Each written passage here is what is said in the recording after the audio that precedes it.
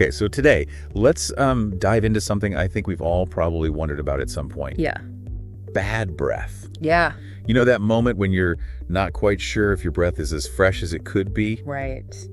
We're going to unpack some seriously interesting information about how to keep things fresh and boost your confidence along the way. Absolutely. And it's actually more common than people think. Right. And there's a surprising amount of science behind it. Okay. Yeah. That's really interesting. And what's cool is our source material today Yes. lays it all out like a practical guide. Uh-huh. So we'll be pulling out the most surprising and useful tips for you today. Great. Did you know bad breath actually has a fancy medical name? Uh-huh. Halichosis. Yes, it does. And, understanding why it happens is the first step to conquering it. So let's start with the science. Okay. I remember reading about these volatile sulfur compounds. Yes. What's the deal with those? Well, imagine that rotten egg smell. Oh. That's sulfur. And believe it or not, it's being produced in your mouth right now. What? It's all thanks to tiny bacteria breaking down food particles. Ew. Yeah, so those little guys are basically having a smelly feast in there. exactly. And that's where good oral hygiene comes in. Okay. Brushing and flossing. They're not just about getting rid of that spinach stuck in your teeth. Yeah. They're about disrupting this bacterial party and those stinky sulfur compounds that they produce. That makes a lot of sense, but there's one thing I always forget. Yeah. How often should we be replacing our toothbrushes? Every 3 months. Oh, wow. It's like using a dirty dishcloth. Eventually, you're just spreading the mess around. Okay. A worn-out toothbrush can actually harbor bacteria, making your brushing efforts less effective. Okay, that's a good visual. I won't soon forget. Yeah. So flossing fresh toothbrush, check, check, check. All right. Now, I remember reading something surprising about the tongue being a major culprit in bad breath. Yes, it's often overlooked, but the tongue is like a plush, bacteria-laden carpet, and it's the back of the tongue that's often the biggest problem area. Wow. I never realized the back of the tongue was such a hotbed for bacteria. It is. What are some ways to make sure we're really cleaning that area effectively? A tongue scraper is a game changer. Okay. Gently scraping from back to front helps remove those odor-causing bacteria. Yeah. You can use a toothbrush, but a scraper is specifically designed to get the job done. I've heard of tongue scraping, but I honestly never tried it. After reading this, I'm convinced. It's amazing how something so simple can make a big difference. All right, next up, hydration. We all know we should be drinking enough water, Yes. but how does it help with fresh breath? Well, think of it this way.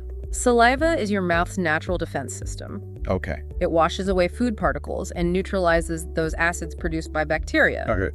When you're dehydrated, saliva production goes down, creating a breeding ground for those smelly bacteria. So basically staying hydrated keeps things flowing and helps wash away the stink. Exactly. And if you're struggling to drink enough water, try chewing sugar-free gum. Oh. It stimulates saliva production and can help freshen things up on the go. Just make sure it's sugar-free, otherwise you're actually feeding those bacteria. Good point. So drinking water and chewing gum, I can definitely get behind those. Now I have to ask, does this mean I need to give up coffee and all the delicious foods that tend to leave a lingering scent? Not necessarily. Okay, good. While some foods like garlic, onions, and coffee can temporarily impact breath, enjoying them in moderation is perfectly fine. Okay. The key is to balance those with fresh breath foods. Okay, spill the beans. What are these breath-saving foods I need to be eating? Think crunchy fruits and veggies like apples, carrots, and celery. Okay. They stimulate saliva production and have a cleansing effect. Parsley and mint are classics for a reason. Right. They contain chlorophyll, which helps neutralize odors. So instead of reaching for that mint after a meal, I could just munch on some celery. You could. That's actually pretty cool. And what about yogurt? I've heard it's good for gut health, but does it also help with breath? You're on the right track. Yogurt with live and active cultures or probiotics can actually help balance the bacteria in your mouth, reducing those that cause bad breath. It's a win-win for your gut and your breath. Okay, we've got brushing, flossing, tongue scraping, hydration, and eatings. I feel like we're building a pretty solid breath freshening arsenal. We're just getting started. Okay, I'm intrigued. What's next on our list? Let's talk about mouthwash. Yeah. I know you mentioned feeling overwhelmed by all the options in the store. Totally. It's like a whole wall of promises. But how do you know which ones actually work? You're right. Not all mouthwashes are created equal. Some just mask the odor temporarily, while others target the root cause, those pesky bacteria. So what should we be looking for on those labels? Look for antibacterial or fluoride mouthwashes. specifically ingredients like chlorhexidine or cetylpyridinium chloride. These are proven bacteria fighters. Okay, so those are the real deal when it comes to tackling bad breath. Exactly. They help control bacterial growth, leading to fresher breath for longer. Got it. I'm making a note to check for those next time I'm at the store. Now we can't talk about breath freshness without addressing the elephant in the room, smoking. Right. Smoking is a major culprit for bad breath.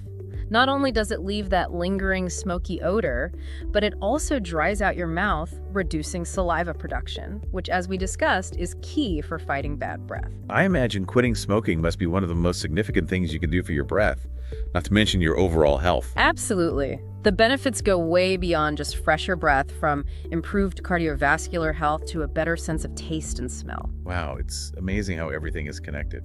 Speaking of connections, I remember reading something about how even with great oral hygiene, you can still have underlying issues contributing to bad breath.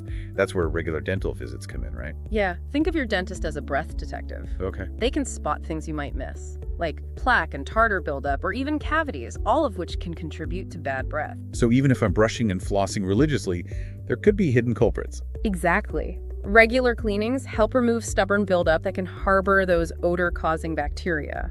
Okay, it's definitely due for a checkup. Now, this is where things get really interesting. Apparently, sometimes bad breath isn't just about what's happening in your mouth, but it can signal something deeper going on in the body. That's right. Sometimes it can be a sign of digestive issues like acid reflux or an imbalance in gut bacteria. Wow, that's fascinating. Right? So the smell can actually originate in your gut. How does that work? Imagine stomach acid flowing back up into your esophagus. It can carry those volatile sulfur compounds we talked about, contributing to bad breath.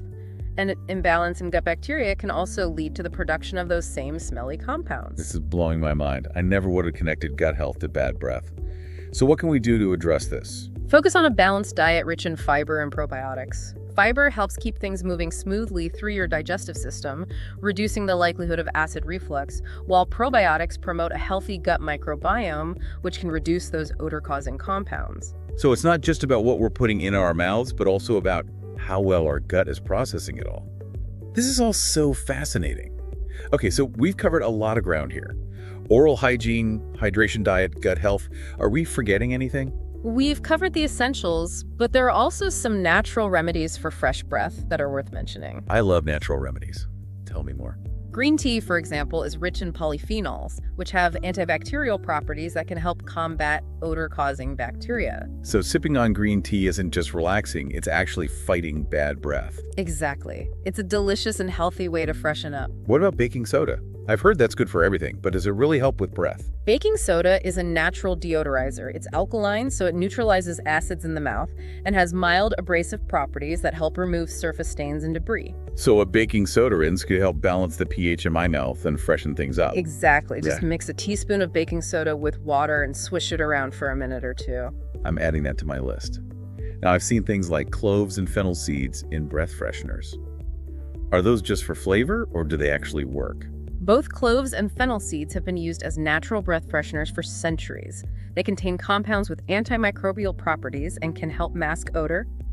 Chewing on a few after a meal can provide a quick, natural breath refresh. So it's like nature's version of a breath mint. Okay, we've covered so much information today. From brushing basics to gut health and even natural remedies, it feels like we've unlocked the secrets to fresh breath. We've given you the tools, but the key is consistency. Building these habits into your daily routine is what makes all the difference. You're so right. It's not a quick fix. It's about taking care of your overall health and well-being. And it's amazing how these tips not only lead to fresher breath, but also a healthier, more confident you. Exactly. Speaking of confidence, let's touch on something that can be a bit sensitive. How to handle bad breath in others. It can be a delicate situation. Oh, I know exactly what you mean. You want to be helpful, but you don't want to offend anyone. So how do you approach something like that? Direct confrontation is rarely the best approach. It can make the person feel embarrassed and defensive. I can imagine. So what's a better way to handle it? Try to be subtle and supportive. Maybe casually offer a mint or gum, saying something like, "I always keep these on hand, want one?" That's a good idea. Yeah, Or maybe mention that you've been trying a new tongue scraper and how much of a difference it's made for you. exactly. You're planting a seed without being overly direct. What if it's someone really close to you, like a family member? Can you be more direct then? You can, but always approach it with kindness and compassion. Frame it as wanting to help them feel their best. For example, you could say, "I've noticed your breath has been a bit off lately. Have you noticed anything different?" That makes sense. It's all about approaching it with empathy and genuine concern. And it's important to remember that sometimes bad breath is temporary. Maybe they just had a garlicky lunch or forgot to brush that morning. Right, don't jump to conclusions. Now let's flip the script for a second. What about those times when you're the one struggling with bad breath? It can be really tough on your self-esteem. Absolutely. You start overthinking every interaction, wondering if people are noticing. What's your advice for dealing with that self-consciousness? First, remember you're not alone. Bad breath is a common problem, and there are solutions. Start by identifying the cause. If it's persistent, see your dentist or doctor to rule out any underlying medical conditions. So it's always best to check with a professional if it's something you're constantly dealing with. Exactly. Once you've addressed any potential health issues, focus on those good oral hygiene habits we discussed. Brushing, flossing, tongue scraping, staying hydrated, making smart food choices. It all adds up. And don't forget about mouthwash, the right kind of course. Absolutely. And if you're a smoker, quitting is one of the best things you can do for your breath and overall health. It's a win-win situation. Now, I remember reading something about the emotional side of things. Bad breath can really impact your confidence and even make you avoid social situations. It's understandable. When you're worried about your breath, it's hard to relax and be yourself. It can even create a vicious cycle. You worry, which makes you more stressed, which can actually worsen bad breath. So it becomes this self-fulfilling prophecy. In a way, yes. That's why it's crucial to address both the physical and emotional components. Taking control of your oral health can help break that cycle and boost your confidence.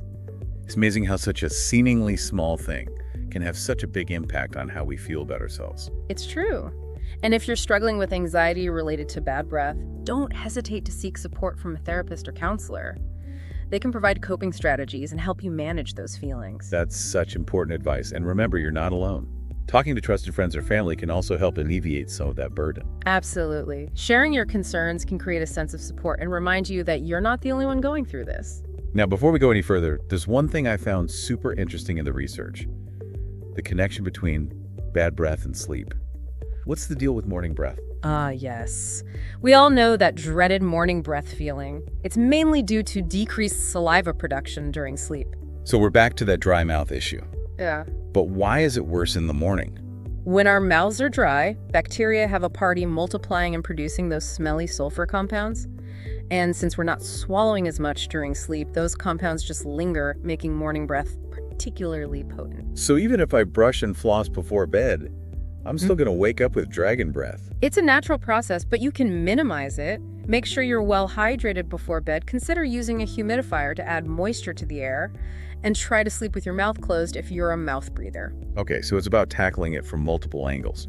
Now, this whole deep dive has been so eye-opening. I thought I knew everything about bad breath, but I've learned so much. It's amazing what you discover when you really delve into a topic. It's true, and it makes you realize that fresh breath isn't just about masking odor. It's about taking care of your whole self, your oral health, your gut health, even your mental well-being. It's a holistic approach to feeling good from the inside out. Exactly. Okay, before we wrap up, I want to touch on one more thing that really got me thinking: the social aspect of bad breath. Oh, interesting. Tell me more about that.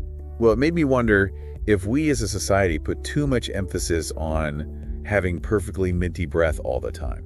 Is it even a realistic expectation? It's an interesting question. And how does that pressure affect our confidence and how we interact with others? Exactly. Do we sometimes avoid certain foods or situations because we're worried about our breath? Are we constantly popping mints and gum trying to mask any natural scent? It's definitely something worth thinking about. Perhaps a more balanced approach is needed. I agree. Maybe it's about finding that middle ground, taking care of our oral health, without obsessing over achieving some unrealistic standard of breath freshness. Perhaps it's about accepting that breath is a natural part of being human and focusing on creating a healthy environment for ourselves and others. That's a great point. Okay, I think this is a perfect place to transition to the final part of our deep dive. It's funny, as we've been exploring this whole topic of breath, I've realized how much our daily routine revolves around breath. We're constantly breathing, yet we rarely stop to think about it. Yeah, it's true. Breath is the foundation of life itself, yet it's often taken for granted. We rush through our days, barely taking a moment to just breathe deeply and connect with our bodies. And that constant shallow breathing can actually contribute to stress and anxiety. Which makes taking conscious breaths even more important. Even just a few minutes each day can make a difference. Absolutely. Deep breathing exercises can calm the nervous system, reduce stress hormones, and promote relaxation. And there are so many different breathwork practices out there, from yoga and meditation to ancient breathing techniques. It's like a whole world to explore. Each practice offers unique benefits. It's fascinating how something as simple as changing the way we breathe can have such a profound impact on our well-being. It really is incredible. So if you're ever feeling overwhelmed or stressed, just take a moment to pause and breathe. It's a powerful tool we all have access to. And the best part is it's completely free. This deep dive has been such an unexpected journey.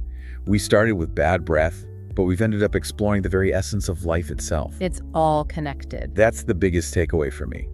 Our breath is a reflection of our physical, emotional, and even spiritual well-being. It's like a window into our inner world. It's a powerful reminder to pay attention to our breath. Notice how it feels, how it changes, and what it might be trying to tell us. And to remember that fresh breath isn't just about masking odor. It's about cultivating a healthy and balanced life. It's not about achieving some impossible standard of breath freshness. Right. It's about embracing the natural rhythms of our bodies and taking care of ourselves in a holistic way. Well said. Thanks for joining us on this deep dive into the world of fresh breath and beyond. It's been a pleasure. Until next time, keep breathing, keep exploring, and keep discovering the amazing connections that make us human.